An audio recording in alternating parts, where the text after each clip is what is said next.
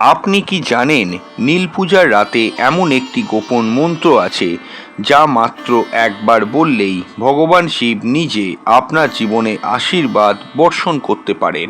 হ্যাঁ, এই মন্ত্র কোনো নিছক সাধারণ মন্ত্র না। এটি এমন একটি শক্তিশালী আধ্যাত্মিক মন্ত্র যা বহু বছর ধরে গোপন রাখা হয়েছে সাধু সন্ততিদের মধ্যে। আজ আমি আপনাদের সেই মন্ত্রটি জানাবো, কিন্তু তার আগে কিছু গুরুত্বপূর্ণ নিয়ম জানতে হবে, না হলে এই মন্ত্র কাজ করবে না। বন্ধুরা, নীল পূজা অর্থাৎ নীল ষষ্ঠী এই দিনটি শিবের কাছে অত্যন্ত প্রিয়। এই দিনে মা ষষ্ঠী ও মহাদেব দুজনেরই বিশেষ আশীর্বাদ পাওয়া যায়। বিশ্বাস করা হয় এই দিনে ভগবান শিবকে খুশি করতে পারলে দুঃখ দূর হয়, অর্থ সমস্যা কেটে যায় এবং জীবনে আসে অপ্রত্যাশিত পরিবর্তন। কিন্তু সবাই জানে না এই দিনে শিবের শক্তি থাকে সবচেয়ে জাগ্রত অবস্থায়। এই মন্ত্রটি সাধারণ কোনো মন্ত্র নয়, এটি একটি বীজ মন্ত্র যার প্রতিটা শব্দের মধ্যে রয়েছে শক্তি, কম্পন এবং স্পন্দন। যখন আপনি এই মন্ত্রটি উচ্চারণ করেন তখন আপনার চারপাশে একটি শক্তিশালী এনার্জি ফিল্ড তৈরি হয় এবং সেই এনার্জি সরাসরি ভগবান শিবের শক্তির সঙ্গে সংযোগ স্থাপন করেন। এই কারণেই এই মন্ত্রটি মাত্র একবার বললেও কাজ হতে পারে, যদি আপনি সঠিক নিয়ম মেনে করেন। মনে রাখবেন, নিয়ম না মানলে এই মন্ত্র কাজ করবে না। সর্বপ্রথম হলো পরিষ্কার মন ও শরীর। স্নান করে পরিষ্কার কাপড় পরে বসুন। দ্বিতীয় হলো নির্জন স্থান নির্বাচন করুন, যে স্থানে যেন কেউ আপনাকে বিরক্ত না করে।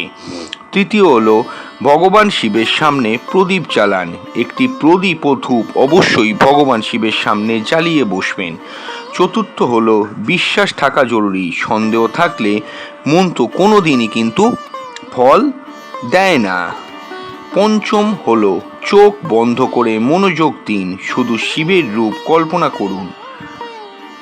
এবার আমি আপনাদের সেই গোপন মন্ত্রটি বলছি যা নীল পূজার রাতে মাত্র একবার বললেই আপনার ভাগ্য বদলাতে শুরু করবে।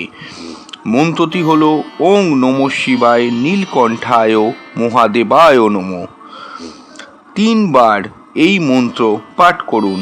এই মন্ত্রটি বলার সময় আপনার সমস্ত দুঃখ, কষ্ট, ইচ্ছা সব ভগবান শিবের কাছে সমর্পণ করুন।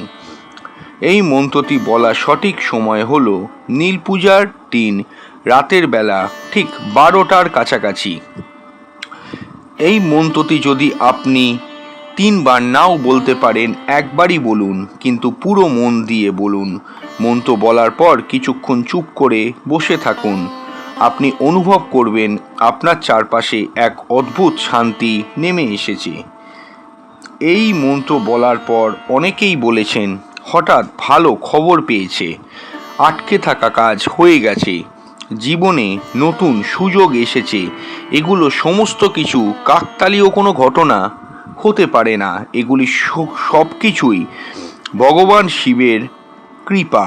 তাই এই নীল পূজায় এই গোপন মন্ত্রটি একবার অবশ্যই বলবেন।